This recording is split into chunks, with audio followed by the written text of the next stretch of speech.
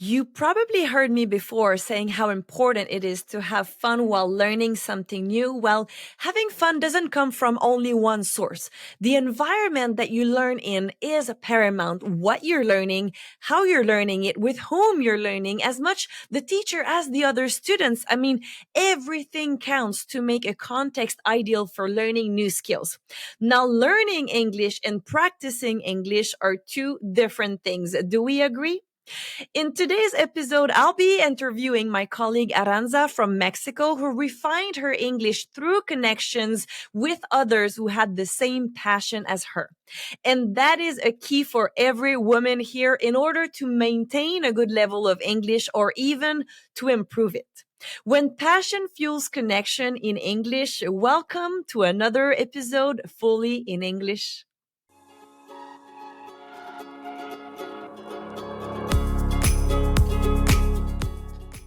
So welcome, Aranza, to this episode 39. How are you today?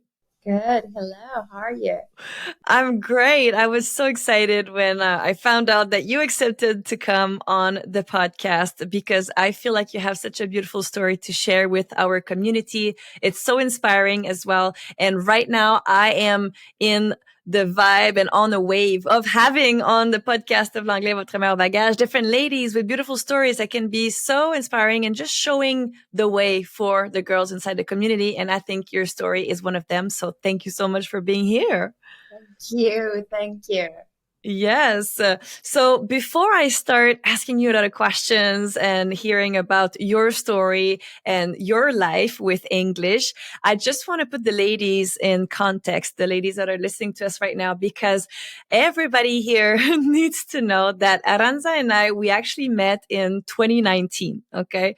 And I feel like the way that things were placed on our path, as much for you as it was for me, I think it's so cool and so magical how we ended up meeting each other, right? And after meeting each other, we have been working together ever since. So it's such a beautiful story right there as well. And I think it would be nice to tell the girls about it. How do you feel about that? Yeah. It's been a beautiful story. It's been beautiful living it and sharing what we have shared. And we will have a good time speaking about it. Yes, definitely. So just to put everybody in context, if we go back multiple years ago, so in 2018, that's when I left for my third world tour, and I was traveling the world teaching English online 3 days a week. And I was doing different yoga retreats, yoga teacher trainings, and acro yoga teacher trainings as well across the world, around the world. And then at some point in 2018, I was in Barcelona. And I met someone from Mexico. So our common friend, right? Gerardo. I can say Gerardo in French, but Gerardo in Spanish. And so Gerardo had invited me to go to Veracruz, which at the time was the first time ever I had heard about the city Veracruz in Mexico, right? So he said, Andriane, I'm the owner of a beautiful yoga studio over there. You should come and train with us. And that's how the first time I heard about Veracruz and the invitation was made, right? And so this was 2018. And at the time I was traveling in Europe. I was making my way to Asia, to New Zealand, and I had no plans whatsoever to go to Mexico, and I should say Mexico, right? Yeah. Yes, Mexico in Spanish. So I had no plans about going there, honestly, because I had already been there before and my plan was to visit new countries and but at the same time, I had the plan on allowing my intuition to guide me on that path and during that trip. Okay. So anyways, I think it's important because if I didn't listen to my intuition once again, we would have never met. You know what I mean? Yeah. Oh, yeah. Always listen to your intuition. Yeah. And so that invitation was made, I think it was around like October. And then I left for Asia, New Zealand and all that. And then eventually I texted Gerardo again on Instagram and I was like, hey, does your invitation still stand? Because I will be going to Costa Rica, and being in Costa Rica, I'll be close to Mexico. Maybe I could come. And I remember when I did land in Veracruz. So this was something like March or April 2019, if I remember well. And then I landed there and I felt so tired. I felt tired from doing the camping in Costa Rica. I felt tired from traveling the world for so many months.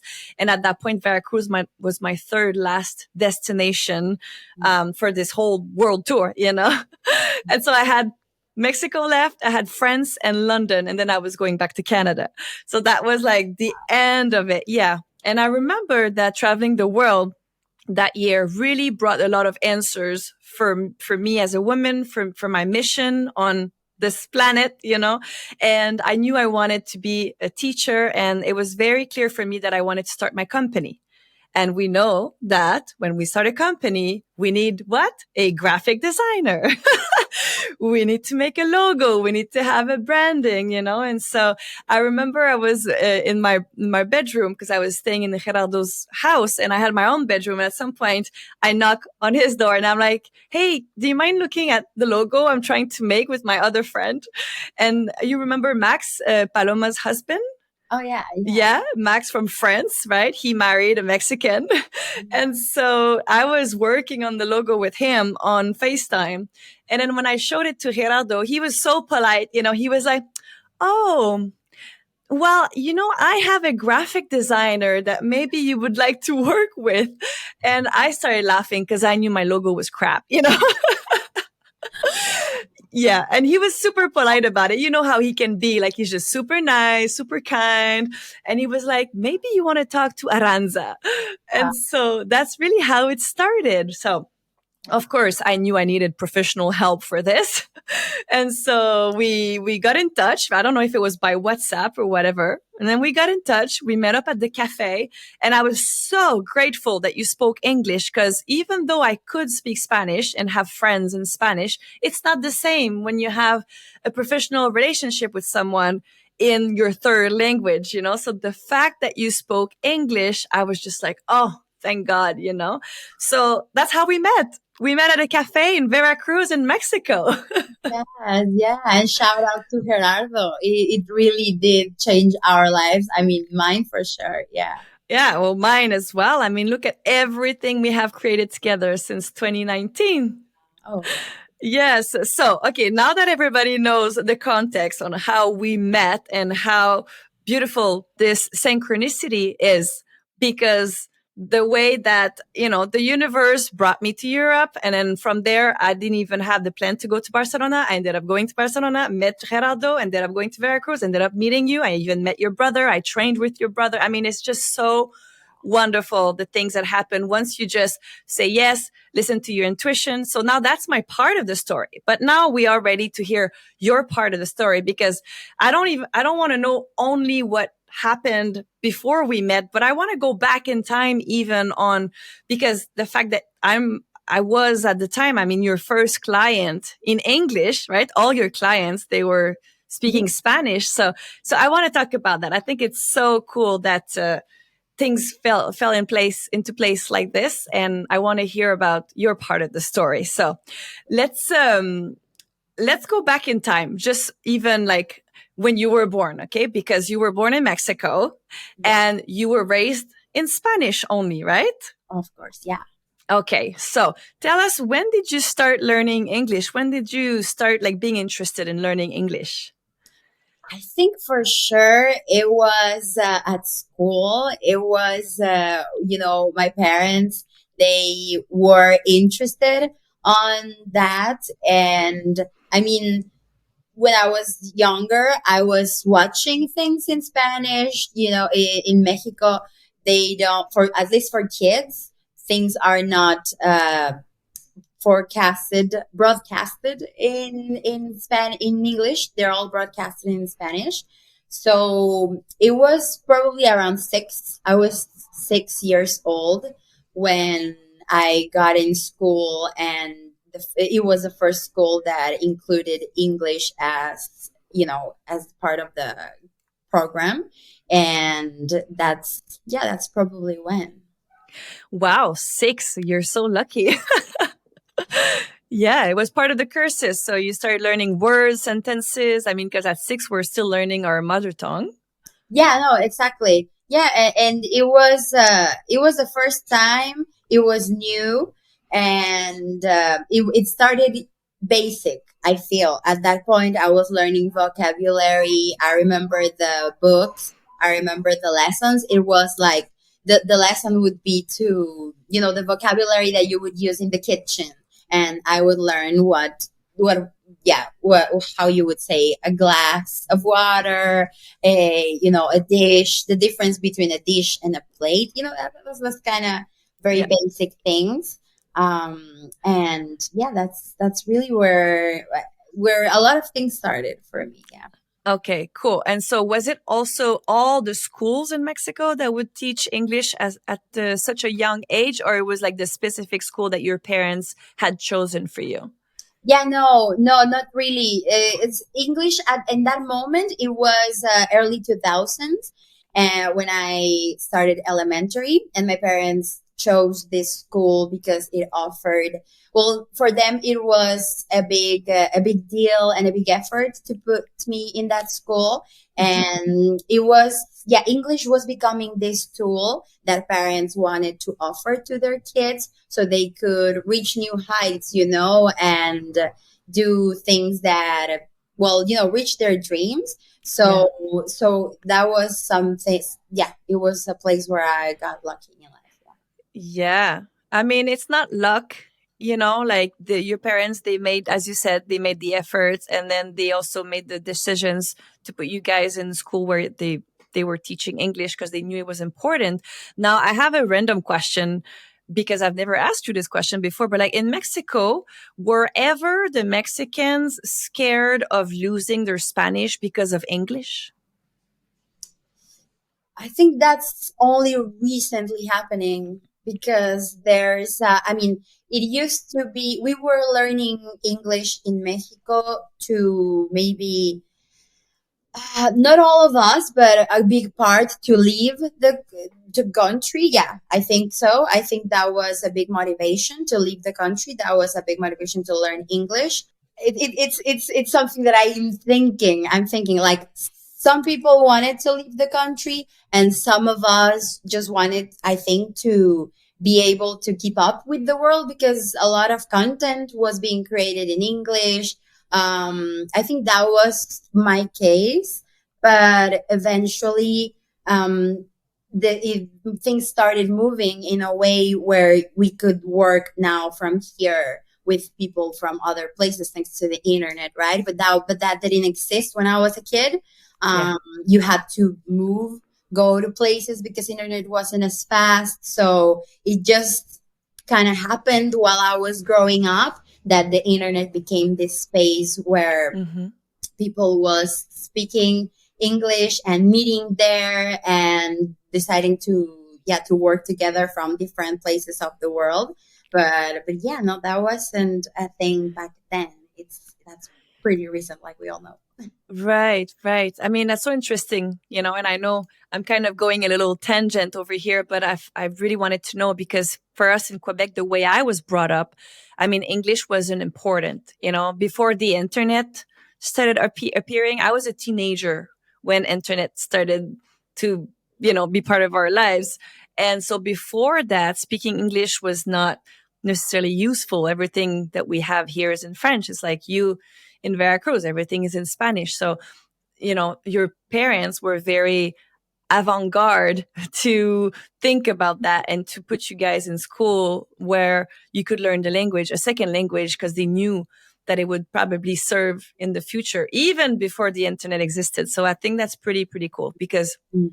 I had the dream of speaking other languages. I knew English existed, but I mean, it was not a thing here. It really wasn't. And even still right now, some people are still convinced that they don't need it. But I'm like, oh, well, welcome to 2025. Now it's a different story. Yes, the internet. Yes, traveling, but like so much more now with the jobs, like you were saying, working online, but with people from everywhere, either everywhere in Canada, everywhere in North America, everywhere in the world, and we need English, right? So that's cool. Okay, but coming back to your story, so you had the chance to study English from a young age, and then when exactly did you realize that you could speak a second language? Yeah, I think in elementary it was very basic what I was learning, and then somewhere between elementary and the middle school, I started. I don't know if it was the TV shows or the music. I think it was the music and the songs and the singing. Mm, I've always what I would do is I would print out the lyrics to music, and I yeah. would go around with the sheet of paper, the paper sheet on my hand. Yeah, singing and learning the song, Same. a new song every day, probably because we had that kind of time. Yes, we did. And it was so fun. I remember. I also remember my dad being like super proud every time I learned a new song.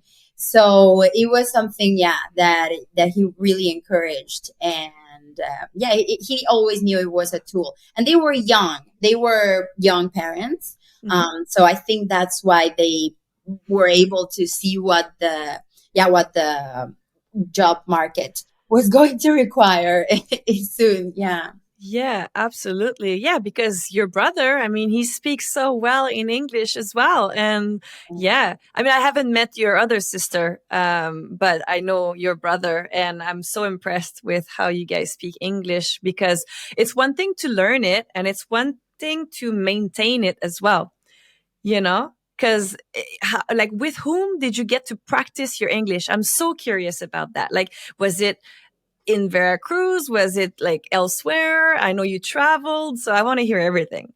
I think it was just for the pronunciation. I think it was the singing for so many years. And after middle school, in high school, the high school that I entered was it was a higher level of English, and all of my new friends there, they had spoke English for most of their life, because they were learning it in school, and they were all together, and they were.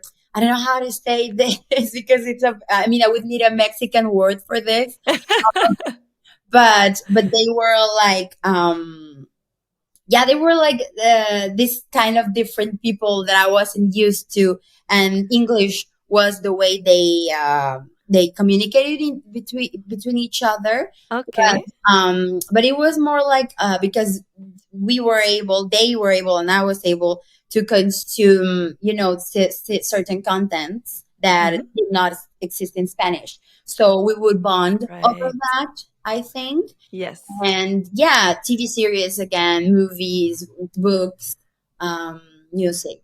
Yeah. Yeah. So you're a big fan of Friends, right? Yeah, that's one of many TV series. And and it's always, you definitely get a lot of vocabulary from that. Yeah. Vocabulary and expressions, I hear.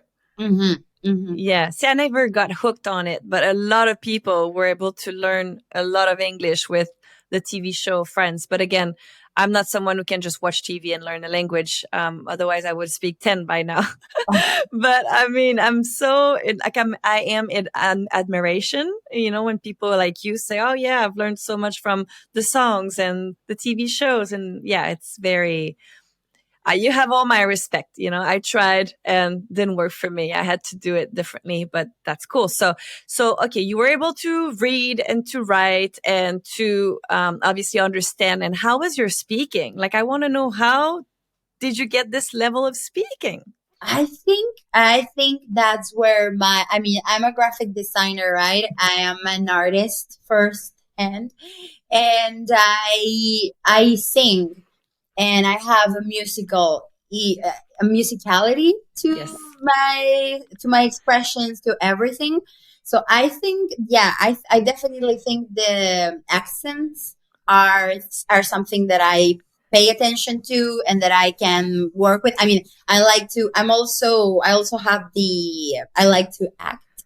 I don't do it, but I like acting. Okay. So I like to put on accents, like, like from anywhere in the world. Either I can even, I can try a British accent. I was going to try it to be funny, but I won't. Oh my God. Can you please do it? so hard. It's hard when you try to do it and you try to. I become Kira Knightley. You know, the whole voice. It all changes. I don't know. I'm not It sure. really changes, doesn't it? Oh, yeah, I know, for real. I mean, bloody hell. Yeah. Well, that's so cool. I like it. You know, I used to have a British accent, like a full-on British accent. Right, because you learned in England. Yeah, I mean, my ex-boyfriend, he's British. I was with him for 3 years, and so that was the biggest influence on my accent for sure. And you know, and I think still now we can hear certain words that are quite British. British, they're quite British. I can speak like that as well, but it's just not so appropriate over here in Canada. Darling, do you do you. Right. Oh my gosh, that's so funny. I mean, we should do that on a different time. We could have a whole conversation only with the British accent. Oh, It'd be so funny, darling. oh my God, I can't go. So it's cool how you learned how to do different accents. I bet you can do the same in Spanish. Can you do yeah? Can you do like the Spanish from Spain accent? Oh, yeah. Estábamos el otro día, estábamos mi hermana y yo, y que no nos hemos dado cuenta y nos hemos puesto en la cara, nos hemos puesto, pero con un pelmazo acá en la cara que nos hemos dado. Pero es que no te lo imaginas. Oh, that's so good. That is so good. I did it for a Spanish friend last year, and he was like, "How do you do?" And I was like, "Is it good?" Yes, it's so good. So good. But I think, okay, so I don't know, the ladies that are listening right now, I don't know if they listen to any Spanish, you know, from Spain versus like Spanish from Mexico. But okay, let's say something. Dime algo en español de México para que ellas puedan ver la diferencia. No sé, dime qué hiciste hoy. Normal Spanish. Yeah. Soy Aranza y vivo en mi casa en Veracruz. Yes. Okay, so just say that we had a meeting earlier and we were talking about social media and new projects. Esta mañana tuvimos junta de trabajo por Zoom. Sí. Okay. Yeah. So you're speaking like so clearly when you're speaking normal. Let's just call it normal for you, right? I guess that the difference with the Spanish that you were saying earlier is there was a little bit of a th and a sh, like a sh, right? Yeah. Tuvimos una llamada más temprano por Zoom. Right. Yeah. Exactly. I love it. So cool. Wow. So you really developed different skills, like linguistic skills, by imitating other accents and other people. Yeah, repeating a lot what they said in TV shows with the voice and the tone and yeah. Oh, that's so cool. So from your interest and your love for art and for theater and movies as well, because I know you have passions about that. So just from those interests and those passions, you just developed the love of English. Am I understanding correctly? Totally. Yeah, no, totally. You know why? Because the creators that create in English, it's a whole other world, a whole other here in their heads. So definitely, yeah, I do have a fond love for English and its world. Yeah. Yes. Well, once again, Aranza, I find this very admirable because, you know, even though I did also do the lyrics, you know, with the whole Destiny's Child and Britney Spears, Christina Aguilera, like I used to sing in my bedroom as well. I used to watch different movies. Like there was the Bring It On movie. I remember I used to listen. Like I say listen because I had recorded it on a small tape and I had it playing in my bedroom without the TV. So anyways, like I love these things as a young girl, you know, watching the TV or remembering the scenes from the TV and trying to imitate and whatnot. But still, for me, it's not what helped me speaking English. And so I want to know, like, how did you develop your social skills of speaking English? Like, at what time? So you mentioned you had your friends in high school, you bonded. So I guess I want to go back there in the story. I want to hear about How? So you were bonding in English with them?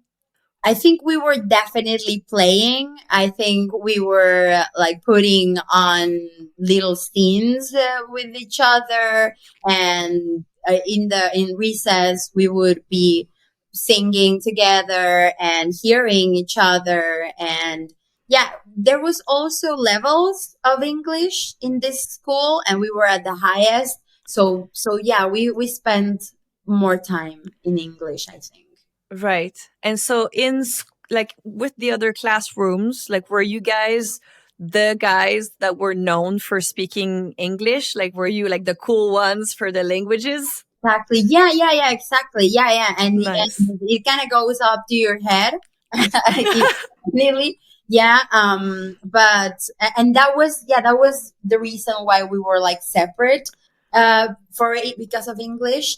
But yeah, yeah, later on you understand that it didn't make a lot of sense, but back then it made sense, right? Because everyone wanted to speak English, and we would all make our tests to see at what level you were in. And if you were, yeah, definitely we were the coolest, and everyone wanted to come from the lower levels to be with us. So I can understand the dynamics because I was at sports study, right, in my high school. So for us, it was not about the languages necessarily, but more like about the athletes.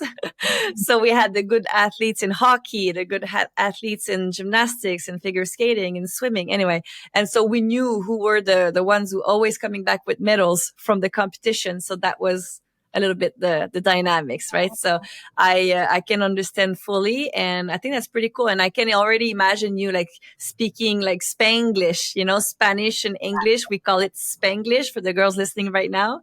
So I can imagine you guys being all cool and speaking both languages. And honestly, at that age, I would have loved speaking English and being able to mix both. You know, I think people in Montreal they do that a lot, but in Quebec City, it wasn't a thing. So I think that's very cool. Okay, so that's really how you became comfortable speaking it. And then eventually, how else were you using your English, you know, through high school and after high school? it's funny that you mentioned Montreal, because it made me think that I met some ladies from Montreal when back then when I was in high school, through Tumblr. Tumblr.com is used to be a platform. It still exists, Okay.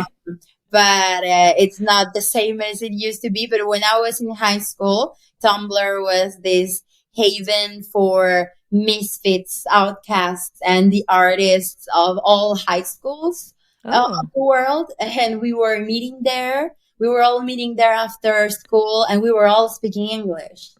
So wow. yeah, yeah, it was writing and reading, but it was the interaction with real people on the other side of the screen who perhaps did speak English in their real life. You know, like some of them didn't and some of them did. So sometimes you were speaking to native English speakers. Yeah. So you had to, yeah, you had to kind of step up or be ready to laugh it off if you made a mistake. Yeah. Yeah, of course. Oh, wow. So on this platform, because you all had common interests, you were able to chit chat and exchange knowledge and things like that? Yeah, yeah. It was a blogging platform. So everyone had their own blogs, and we would fill it up well, in my case, it was filled up with poetry from Shakespeare to Quentin Tarantino, which is much more recent. Yeah. But yeah, a lot of English, and in my case, arts, fashion. Yeah, a lot of things like that. Wow. Okay. So it's really linked to your passions that you were able to use English, practice English, maintain a good level of English.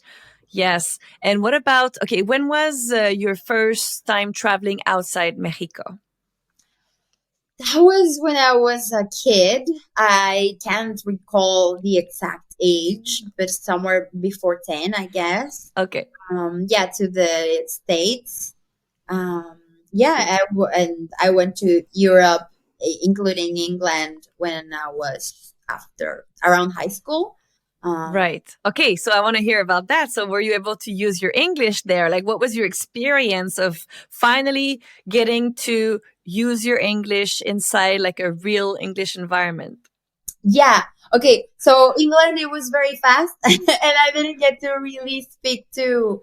Yeah. I mean, but it was funny because in the whole of Europe, I was using English everywhere, and but it was a mix of using English and Spanish in different places. Like it was useful to speak more than one language for sure, and I was the one guiding everyone for sure. Yeah. Oh, nice. So you were like the pillar of the family. Yeah, it was a trip. It was my grandma, her sister, her brother, so they were all around the age. So Mhm. I was definitely, yeah, the one the one who was able to communicate and move everyone. Yeah. Oh, that's cool. Well, it's good because they probably realized at that point, okay, well, it is very, very useful to speak more than one language, right? Oh yeah. Oh And even for you, realizing that you could help your family members, you know, to get by and to travel and to understand everything that's going on. Because of course, as you're saying, like yes, in Europe they speak so many languages in different countries, but then you go to the airport and English is always going to be somewhere on the speaker. You know, English is going to be somewhere on the sign, somewhere on the screen. Like English is universal, so of course it's always an option. If you know English, you're going to get by for sure. yeah, and you go from being, in my case, you go from being the youngest and the, the someone who wasn't meant to be going around and bossing people a little bit around, because you're the one making some decisions, and being the one doing the exchanges with people. So yeah, you kind of step up. Yeah. I like what you just said. And I think I want to go in that tangent because I feel like a lot of girls that are listening right now from the community, they will resonate with that. You said making decisions. So that is something huge right now that you said, according to me, because when you are traveling and then you are translating for the group that you're with, you're also stuck in the role of making the decisions. Whether you like it or not, you speak the language, you understand what's going on, you make the decision. We will trust you. We will follow you. We will do as you say because I don't speak the language. Do you feel like that might have happened? Oh yeah, and it felt good because I was able to like shape things a little bit. Yeah. Yeah, well, see, that's a great advantage. She said to shape things a little bit, which means to make decisions that were in her favor. Yeah, and it is true. When you are the one in the group who can lead, who can translate, and then you get to understand first what's going on, then you can make a decision faster. And sometimes the others, because they're so nervous or they're stressed about the situation, because there's a difference between being nervous and being stressed, right? There's a little difference, but maybe they're both at the same time. Now they're not in the right position to make the decision. So they're just going to leave the choice in your hands and trust you. And that's when you get to be like, all right, well, I think it's going to be this way. We're going to do this thing and we're going to eat at that restaurant, you know? And so it's an advantage, of course, when you understand what's going on. It's such an advantage. And also, we could go even in the tangent of safety. You know, when you're traveling, speaking English is so important for your safety. You know, when you're on the plane, when you're at the airport, when you're traveling in the city, and whatever the situation could be, like for your safety, it's important to know a lot of words in a different language, you know, and keywords. Anyways, I don't want to say like if I go to Germany for 3 days that I should learn keywords in German because I feel like German is really hard. But if you know the words in English, you're going to get by for sure. Mhm. But anyways, I want to really circle back to your travels because you mentioned that England and Europe, those were like trips that you had that you did in high school, right? But then I know you've traveled some more. So can you tell us about more of the traveling that you've done and how did English serve you?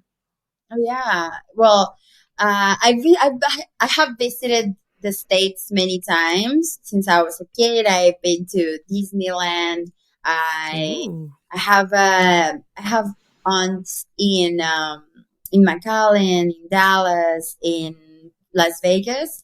So that those are the places that I visited several times. And I was Nice. visiting, well, when I was a kid, I was visiting my relatives who had moved there, and they spoke Spanish still, but they were like getting more used to English, but they would still speak Spanish to me, right? But Mm. by the time I was finishing high school, I visited Las Vegas for a summer, and my cousins, they were a little older than the last times I had visited. They were like very small kids, and well, now this time they were older, so this time I got to speak to native. Well, they were native speakers because they were speaking it from birth. They were born there.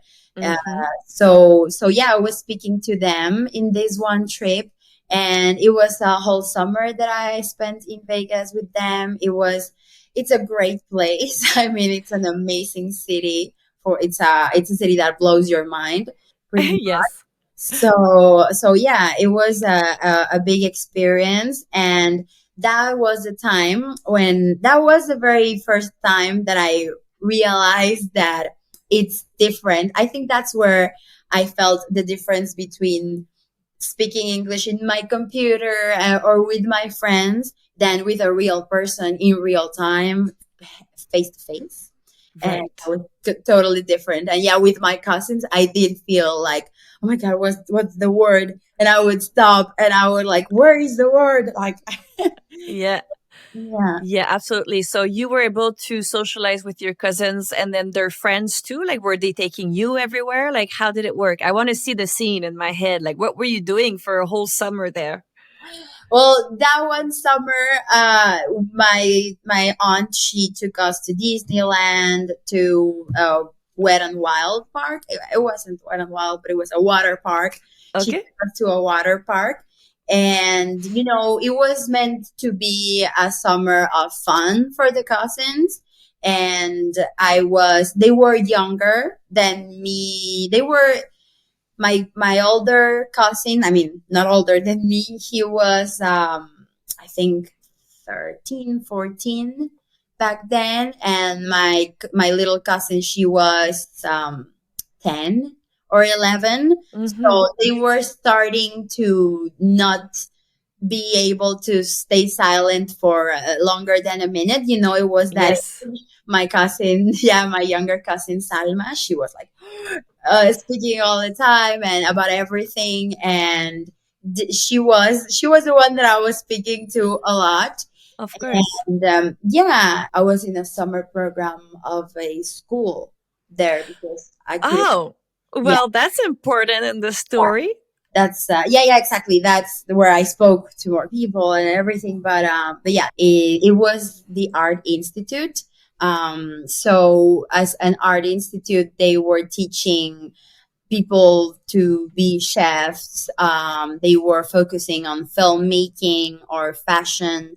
So for me, it was filmmaking that I was interested in, and those were the kids that I spent 3 weekends with. It was all kids focused on filmmaking, and we all had these interests and this love for photography and video. So it was great people to talk to. And yeah. Yeah. Of course, because you all had the same interest. So you were passionate about the same things. You could talk about it. You could exchange knowledge about it, geek about things that you love. So it's a great way of making friends, connecting with other humans. It's always the best way, really, having a similar field of activities that you like. So for you and everything you mentioned, I mean, it's all connected to art, really. And Mhm. so when you're there with other artists, because we're just going to say that you're an artist because you are. So when you're there connecting with other artists, it's such a great way to develop your vocabulary and develop your social skills. Yeah, that's awesome. So what a great opportunity you had to go not only to see your American cousins, your aunt there in Las Vegas, but also to participate into this art institute program. That's amazing. You must have so many good memories from it. Yeah. It was a moment to, deepen my toes, and to try this whole other world. And the school was so cool. Really, it had these big studios for the kids to go and work with the real cameras, and there was like the real green screen and the teleprompters. So we would have like these activities where we would become these we would take the parts of people who works in television. So I wanted to be in front of the camera. I remember I was in front of the camera and I was supposed to read the teleprompter and welcome everyone to the morning show. Yeah. I did a great job, actually. Several of us did it, and I'm pretty sure I was the best one amongst all of us. And they were all native English speakers, and I was the one kneeling the teleprompter and speaking confidently to the camera. And so, Wow. it really goes to show that it's all in you and who you are and letting yourself be, I think. Yeah, absolutely. Because it's always been part of you. So now with the teleprompter, you had the opportunity to just show your skills of being in front of the camera. And you love theater as well. You love acting. You love singing. So of course, that's a spot where you shine. Mm. So you like to be in front of the camera, but also behind the camera, right? And so which one do you like the most? Because being an artist, often you want to be in front, but then you can be an artist being behind and making the video montage like you do for l'anglais, votre, meilleur bagage. So I love it all way too much. You know how there's 7 arts? There's writing, there's music, there's architecture, there's photography, there's painting, and there's dancing. I think I've listed all of them. You reach the seventh with the cinematography, right? It's the one that puts them all together. And I just love every part of what makes a movie. And so yeah, I love acting, I love directing, I love writing. I've written scripts, I've been a cameraman, a camera woman. yes. I've been part of the crew. I have been talent in front of the camera. I had to do that a lot in college, more than now. Now I have a lot of talent to put in front of the camera. So yeah, no, I am.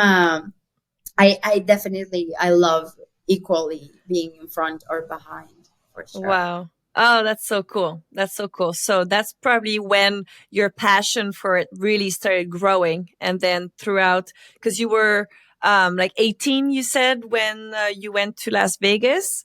And so after that, all your years, you're in your early 20s, you were focused on studying all of this art, essentially, right? Yeah. Yeah. Through graphic design, my major, what I've specialized in is photography and video. Yeah, exactly. Wow, that's so nice. Okay, so now that we know the whole timeline and how you started learning English, speaking English, and how you actually not maintain, but how you actually reached a beautiful level of English. Now I want to hear, like, where were you at in your life before we met in 2019? Okay, so in 2019, I had just finished uni. I think I finished around 2017. And so, yeah, I had been out like for a couple years. I had just started working. The first 6 months after I finished uni, I was totally focused on photography and video, and working for the state of Veracruz, but that lasted little. And after that, I started building my career as a graphic designer for independent clients. So for me, it started, well, really, since I was studying, there was people who wanted to start working with me, well, who wanted for me to start working with them, because graphic design back then in 2017, it was like so fresh and so new, and it suddenly became so important. So there was a lot of demand for it. So it felt like I could find clients, I could build something on my own. That's why I didn't decide to go to a bigger company and start working there. I felt there was a chance for me to start something of my own. And so I did it. And really, it wasn't clear how that was going to go, but there was a reason I went that way, and I'm glad.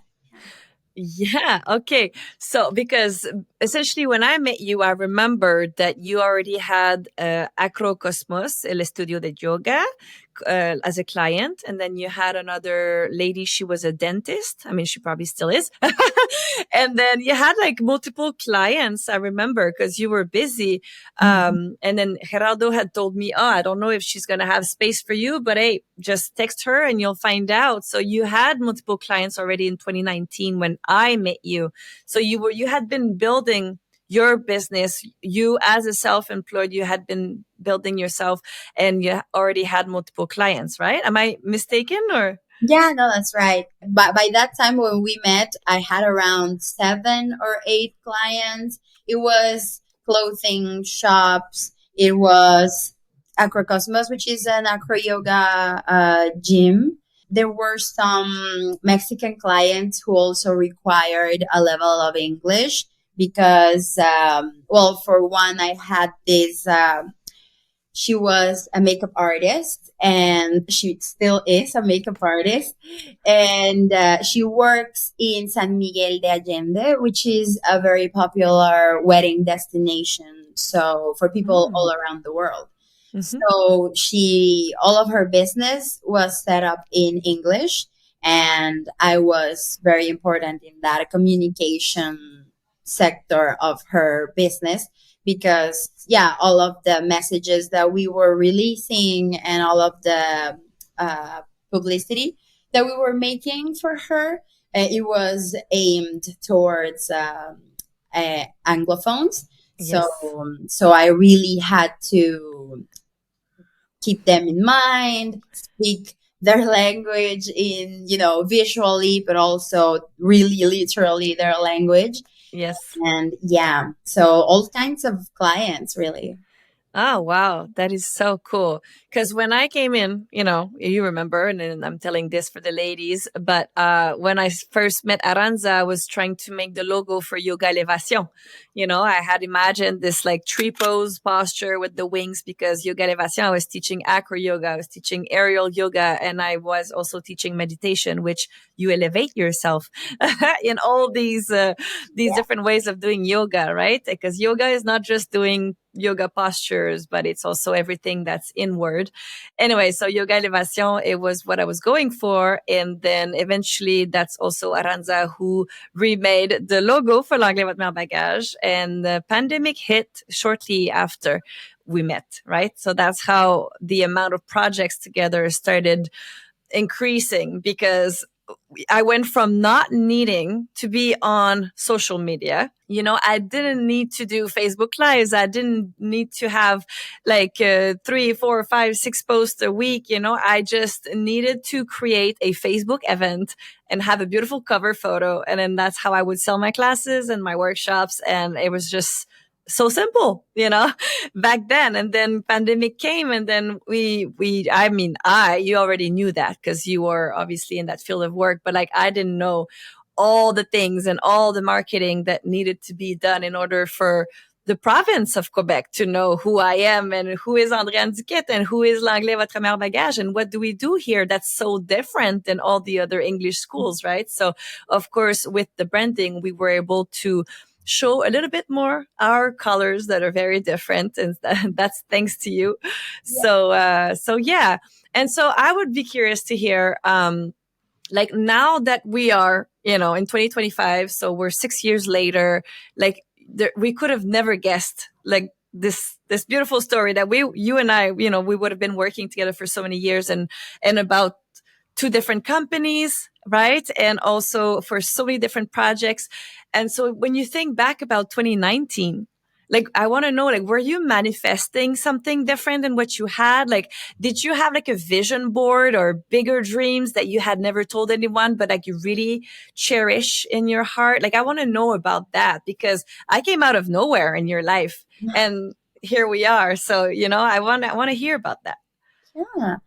I for sure knew that I wanted to be able to work in a way that made me feel not just accomplished, but also peaceful and happy and, fulfilled, because in work, it's not, well, in life, it's not all about being the first in everything. I think life is about living your moment and being you and doing you. So I think that what I was dreaming in that moment, it was to be true to myself and to commit to things that really spoke to me and that made me feel something deeply, because otherwise I wouldn't feel committed or truthful to to what I'm doing. So I think what I really wanted was to believe that there could be a business or a way to offer something to people that would really mean something for their lives and improve their lives and make them feel better about themselves. So I think I have found something like that in LAVMB. I think that yeah, I think that what we do is something that is for the people and by the people, being us, being the people. So Yeah, you can say it, for women, made by women. oh yeah, no, Yes. exactly. So yeah, I think that's what I was going for, and it definitely makes sense that it's something related to women, because I think womenhood is so truthful, precisely. Yeah, totally. And do you feel like you could have found a company similar to LAVMB in Mexico, like for the values that you were looking for and how you wanted to feel and how you wanted to also fulfill yourself? Like, do you feel like you? I think I don't think so. I mean, I don't think something similar could exist here. Uh, I think the necessities and yeah, I think the needs are different in every country, and when the needs are different, the dreams are different. And I feel like in my country we are we back then in 2019 we were much farther away than maybe Canada could be regarding the vision of what a job should be and how it should fulfill you. So even though over here there's also people who have this vision of creating enterprises that are more human, Mhm. um, it's not something that in the practice can really happen so much. So in a way, I think that that the structure and what we have built with LAVMB, it's thanks to it existing online. It exists in its own world pretty much. So but it also exists because of women like you and like our teachers and every one of us, and like you have more than one Mexican in your team, right? So it's like, yeah, of course, there are Mexicans with different visions and that align more with what we're talking about. But yeah, no, I definitely feel that being in this field of, well, being in the field of English, it's what opens our possibilities as an enterprise. And I say our because I'm part of it. I mean, I don't, people doesn't know it, but we are all LAVMB, right? Yes.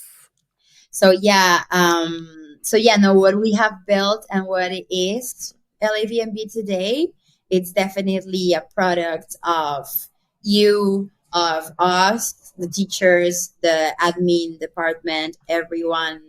So yeah, no, it's definitely something that had to be put together by women from different places and different backgrounds. And Yes. And I love the diversity that we have among the team, because we have Canadians and Mexicans, Romanian, Italian. It's just so cool. yeah, yeah. Yeah. So, well, that's good. That's good to hear that, because I mean, the reason why I was asking is because I feel like the fact that you spoke English when we met, it didn't put any barrier for you to not work with me, to not work with LAVMB or Yoga Elevation, or, like it was just like naturally we moved forward, naturally we worked together. Like it just naturally happened until later on when we realized like, oh, wow, yeah, that is very special, the relationship that we have together. But in the moment, we're just building, right? Building the professional relationship. And then eventually I went to, okay, so there's a year that I went to Veracruz and we did the very first photo shoot there. That's when we changed the brand for LAVMB, right? And then the year after we went to Playa del Carmen and Cozumel. And then the year after we went to St. Pete. And then the year after we went back to St. Pete because there were so many spots that we didn't get to do, So, when you, when you think about all these photo shoots and all these projects, I mean, they were huge projects. But yeah, I feel like that's in those moments in person when we would hang out in person that we would realize all the way that we've come together and how everything, like you in your life, how everything placed itself on your path. And same thing for me. That's quite magical. And I think it's important to mention that if it would have not been of the English, we wouldn't be here right now talking, because it wasn't an option for me to work in Spanish for graphic design when I have a hard time explaining with words what I see in my head when it comes to design, Oh, I kind of see like this color, but like in this corner, but like not too heavy, but bright, it's just like, what does she want, but then somehow even in our second language, we were able to understand each other from the beginning, and then we were able to create amazing things, So it's so cool. And then for everyone who's listening right now, who has done Pure Beginner, the 10-week program, or Foundation Refinement, the 6-month program, well, Aranza is the one who made the logbook and the FNR book. And so she's the graphic designer who has made the beauty, created the beauty of those books.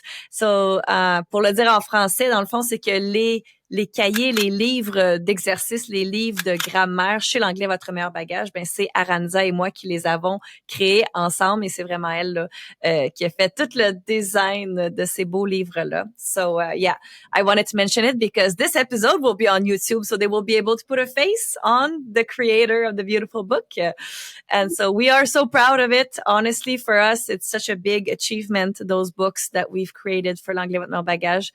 And it was a lot of months of work behind it. It looks so easy when we look at it in our hands, but we know how much work we've put in, how much love we've put in those. So I think it's important to celebrate it and to mention it right now because it was, amazing work that you've done. Oh, no, thank you. I love those books. It feels pretty full circle when I think about it because I discovered my love for books and drawing through, my English books and the books in elementary.